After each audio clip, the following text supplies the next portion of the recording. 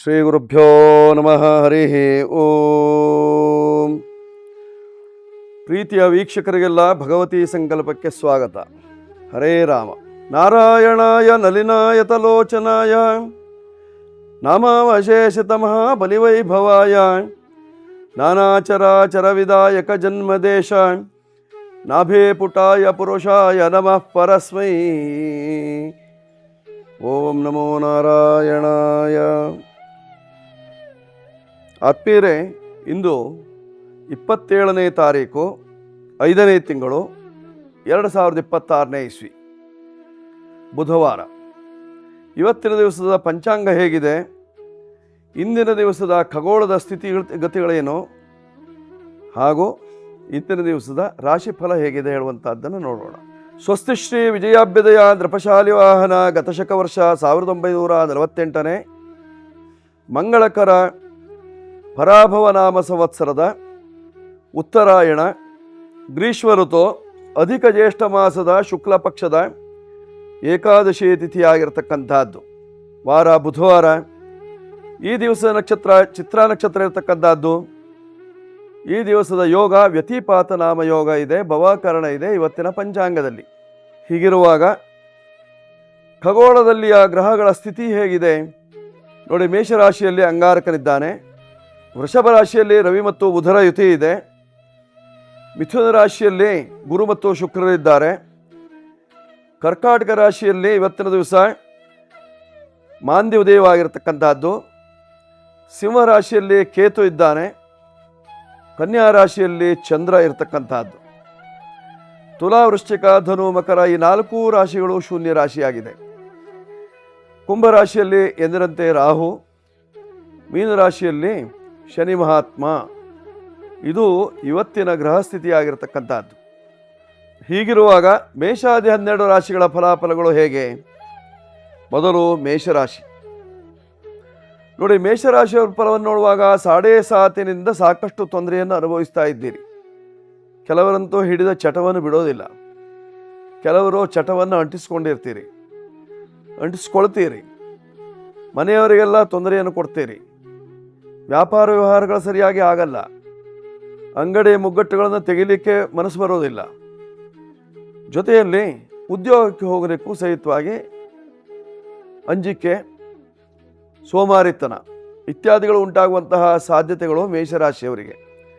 ಹಾಗಂತ ಕುಜ ನಿಮ್ಮ ರಾಶಿಯಲ್ಲೇ ಇದ್ದದ್ದರಿಂದ ಪಂಚಧಾತುಗಳಿಗೆ ಸಂಬಂಧಪಟ್ಟಿರ್ತಕ್ಕಂತಹ ವ್ಯಾಪಾರ ವ್ಯವಹಾರವನ್ನು ಮಾಡತಕ್ಕಂಥವರಿಗೆ ಅನುಕೂಲ ಇರತಕ್ಕಂತಹದ್ದು. ಅಗ್ನಿ ಸಂಬಂಧವಾದಂತಹ ವಸ್ತುಗಳ ವ್ಯಾಪಾರವನ್ನು ಮಾಡುವವರಿಗೂ ಅನುಕೂಲ ಇದೆ. ದೋಷ ನಿವಾರಣೆಗೆ ಸುಬ್ರಹ್ಮಣ್ಯ ದೇವರ ದರ್ಶನ, ಪ್ರತ್ಯಂಗಿರಾ ದೇವಿಯ ದರ್ಶನವನ್ನು ಮಾಡಿಕೊಳ್ಳುವುದರಿಂದ ನಿಮ್ಮ ಕಷ್ಟ ನಿವಾರಣೆ. ನವಗ್ರಹಗಳಿಗೆ ಪ್ರದಕ್ಷಿಣೆ ನಮಸ್ಕಾರವನ್ನು ಮಾಡಿಕೊಳ್ಳಿ.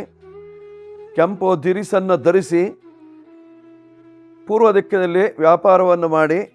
ಆಗ ನಿಮ್ಮ ಕೆಲಸ ಕಾರ್ಯಗಳು ಸುಲಭ. ಈಗ ವೃಷಭ ರಾಶಿಯವರ ಫಲವನ್ನು ನೋಡುವಾಗ ರವಿ ಬುಧರ ಯುತಿ, ನಿಪುಣ ಯೋಗ. ಬುದ್ಧಿವಂತರಿದ್ದೀರಿ, ವ್ಯವಹಾರ ತಜ್ಞರಿದ್ದೀರಿ, ಹೊಸ ವ್ಯವಹಾರವನ್ನು ಕಂಡುಕೊಳ್ತೀರಿ. ವಸ್ತ್ರ ವ್ಯಾಪಾರಿಗಳಿಗೆ ಅನುಕೂಲ. ಸಿದ್ಧ ಉಡುಪುಗಳ ವ್ಯಾಪಾರ ವ್ಯವಹಾರವನ್ನು ಮಾಡುವವರಿಗೆ ನೆಮ್ಮದಿ.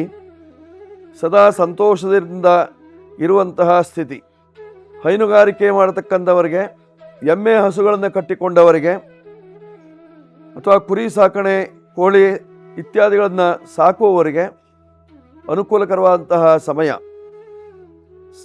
ಧನಸ್ಥಾನದಲ್ಲಿ ಶುಕ್ರ ಇರುವುದರಿಂದ ಧನ ಸಮೃದ್ಧಿ, ಮನೆಯಲ್ಲಿ ಧಾನ್ಯ ಸಮೃದ್ಧಿ. ಪರಿಹಾರಕ್ಕೆ ನೀವು ಮಾಡಿಕೊಳ್ಳಬೇಕಾಗಿರತಕ್ಕಂಥದ್ದು ಶನಿ ದೃಷ್ಟಿಗೆ.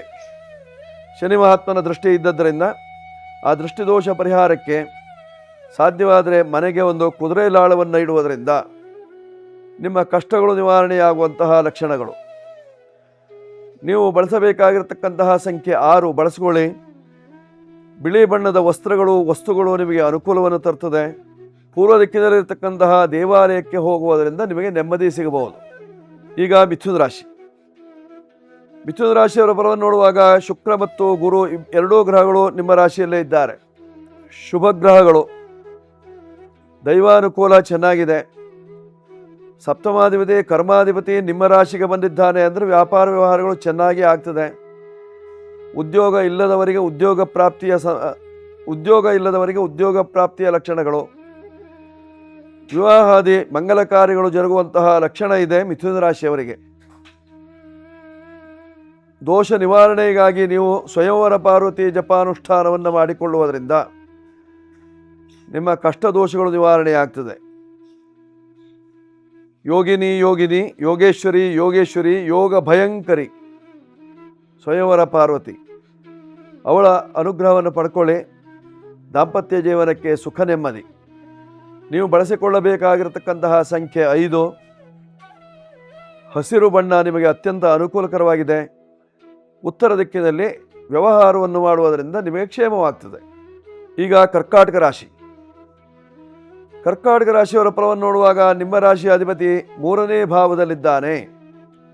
ನಿಮಗೇನಾದರೂ ಅಕ್ಕ ತಂಗಿಯರು ಹೆಣ್ಣು ಮಕ್ಕಳಿದ್ದಾರೆ, ಅವರಿಗೆ ಅನುಕೂಲವಾಗುವಂತಹ ಸಂದರ್ಭ ಇದೆ.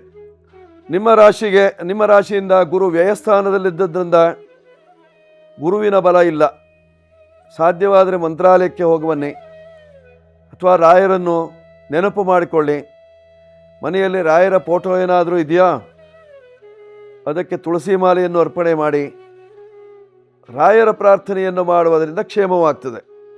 ಇಲ್ಲದಿದ್ದಲ್ಲಿ ನೀರಿನ ಸಂಬಂಧವಾದಂತಹ ಕಾಯಿಲೆಗಳು ಬರುವಂತಹ ಸಾಧ್ಯತೆ ಇದೆ.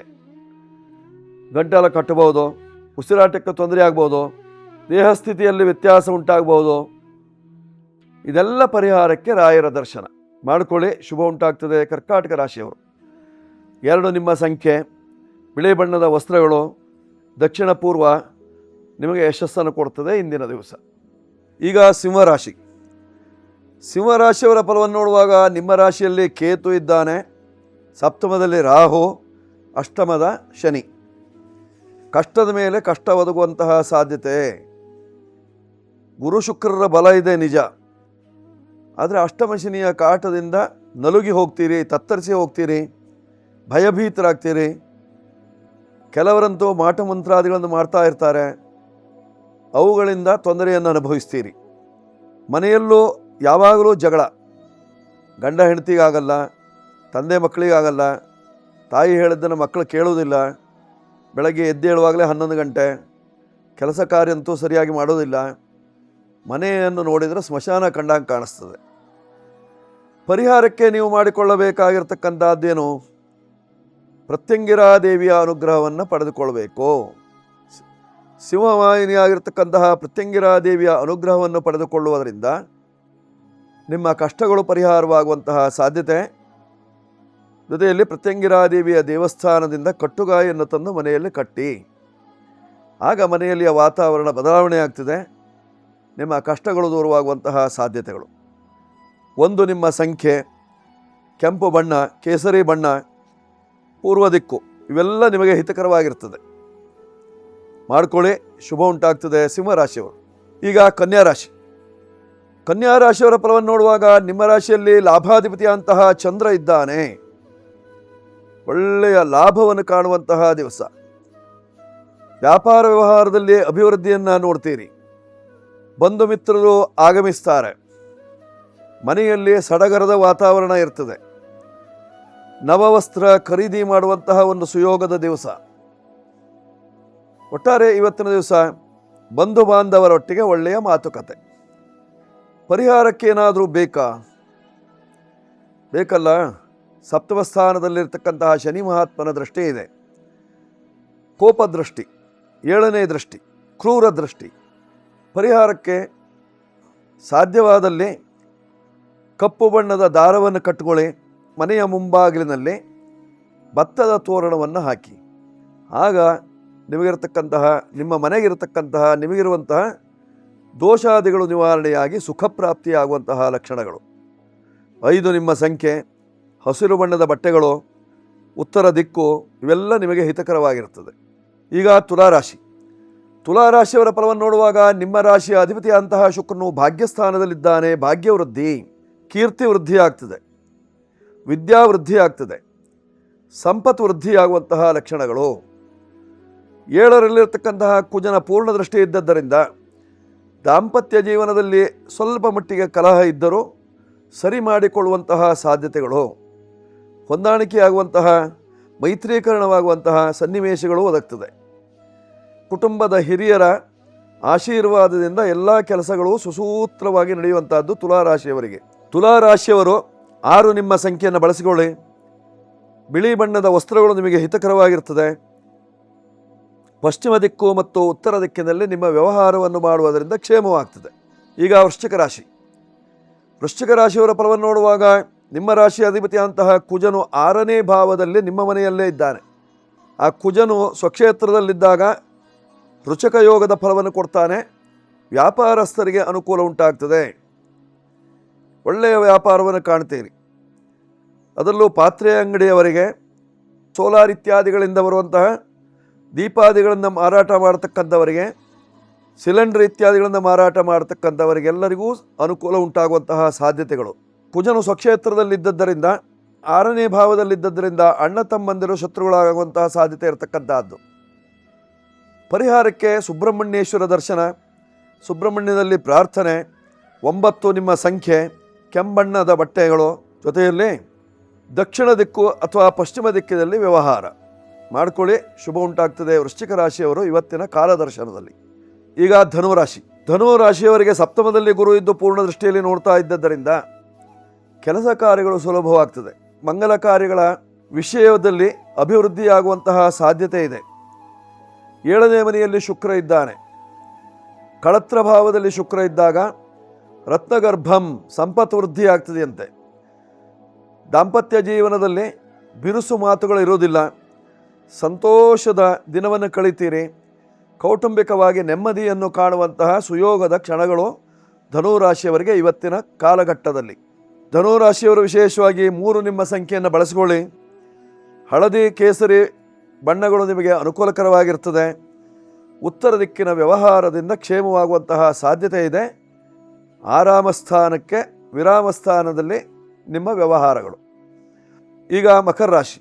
ಮಕರ ರಾಶಿಯವರ ಫಲವನ್ನು ನೋಡುವಾಗ ನಿಮ್ಮ ರಾಶಿಗೆ ಸಪ್ತಮಾಧಿಪತಿಯಂತಹ ಚಂದ್ರ ಭಾಗ್ಯಸ್ಥಾನದಲ್ಲಿದ್ದರಿಂದ ತಾಯಿಯಿಂದ ಭಾಗ್ಯವೃದ್ಧಿಯಾಗುವಂತಹ ಲಕ್ಷಣಗಳು. ತಾಯಿಯಿಂದ ಕೊಡುಗೆಯಾಗಿ ಮನೆ ಅಥವಾ ಜಮೀನು ನಿಮಗೆ ಲಭ್ಯವಾಗುವಂತಹ ಸಾಧ್ಯತೆಗಳು. ಕೃಷಿ ಭೂಮಿಯಲ್ಲಿ ಒಳ್ಳೆಯ ರೀತಿಯಂತಹ ಕೆಲಸ ಕಾರ್ಯಗಳು ನಡೆಸುವಂತಹ ಸಾಧ್ಯತೆ ಮಕರ ರಾಶಿಯವರಿಗಿದೆ. ನಿಮ್ಮ ರಾಶಿಯಿಂದ ಸುಖಸ್ಥಾನದಲ್ಲಿ ಕುಜನಿದ್ದದ್ದರಿಂದ ಭೂ ವ್ಯವಹಾರಸ್ಥರಿಗೆ ಸಾಕಷ್ಟು ಅಭಿವೃದ್ಧಿ, ನೆಮ್ಮದಿಯನ್ನು ಕಾಣ್ತೀರಿ. 6ನೇ ಮನೆಯಲ್ಲಿ ಗುರು ಇದ್ದದ್ದರಿಂದ ಗುರುವಿನ ಬಲ ಇಲ್ಲದ ಕಾರಣ ರಾಯರ ಸೇವೆಯನ್ನು ಮಾಡಿ ಗುರುವಿನ ಬಲವನ್ನು ಹೆಚ್ಚಿಸಿಕೊಳ್ಳಿ. ಗೋ ಸೇವೆಯನ್ನು ಮಾಡುವುದರಿಂದ ನಿಮ್ಮ ಕಷ್ಟ ನಿವಾರಣೆಯಾಗ್ತದೆ. ಪರಿಹಾರಕ್ಕೆ ಶನೇಶ್ವರ ಜಪ, ಶನೇಶ್ವರ ದರ್ಶನವನ್ನು ಮಾಡುವುದರಿಂದ ಕ್ಷೇಮ ಉಂಟಾಗ್ತದೆ. ದಶರಥ ಮಹಾರಾಜನು ಬರೆದಿರತಕ್ಕಂತಹ ವಿಶೇಷವಾದಂತಹ ಶನಿ ಸ್ತೋತ್ರವನ್ನು ನೀವು ಪಠನ ಮಾಡುವುದರಿಂದ ನಿಮ್ಮ ಕಷ್ಟಗಳು ನಿವಾರಣೆಯಾಗುವಂತಹ ಲಕ್ಷಣ. 8 ಮತ್ತು 4 ನಿಮ್ಮ ಸಂಖ್ಯೆ ಬಳಸಿಕೊಳ್ಳಿ, ಶುಭವಾಗ್ತದೆ. ಈಗ ಕುಂಭರಾಶಿ. ಕುಂಭರಾಶಿಯವರ ಫಲವನ್ನು ನೋಡುವಾಗ ನಿಮ್ಮ ರಾಶಿ ಅಧಿಪತಿ ಧನಸ್ಥಾನದಲ್ಲಿದ್ದರಿಂದ ಹಣಕಾಸಿನ ವಿಚಾರದಲ್ಲಿ ಸಾಕಷ್ಟು ಘರ್ಷಣೆಗಳು ನಡೆಯುವಂತಹ ಸಾಧ್ಯತೆ ಇರತಕ್ಕಂತಹದ್ದು.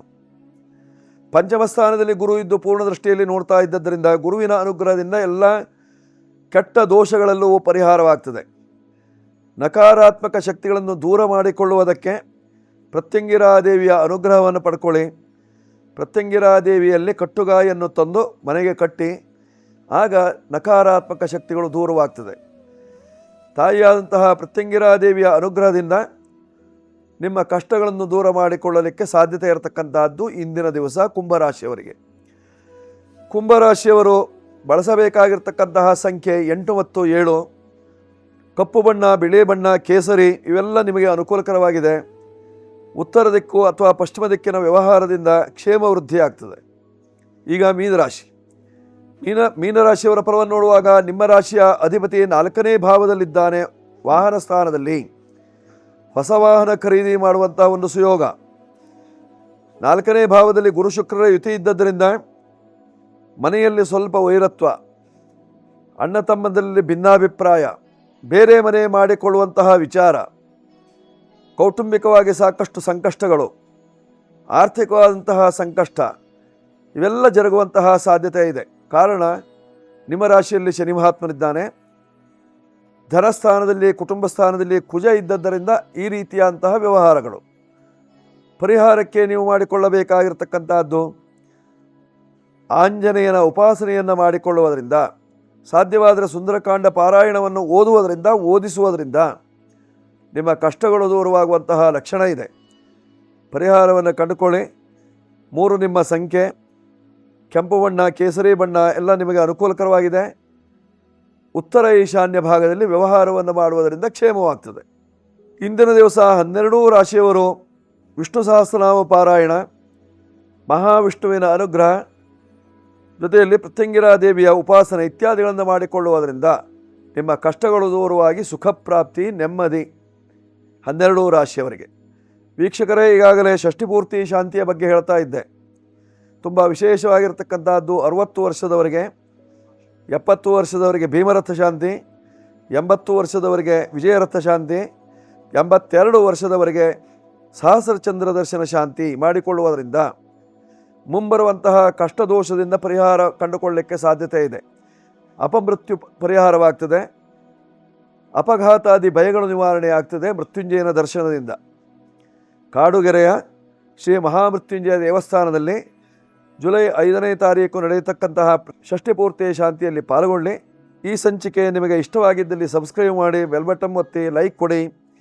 ಕೆಳಭಾಗದಲ್ಲಿ ಬರ್ತಕ್ಕಂತಹ ನಂಬರ್ಗಳನ್ನು ಬೇಕಾದರೂ ಉಪಯೋಗಿಸ್ಕೊಳ್ಳಿ. ಶುಭವಾಗಲಿ, ಶುಭವಸ್ತು.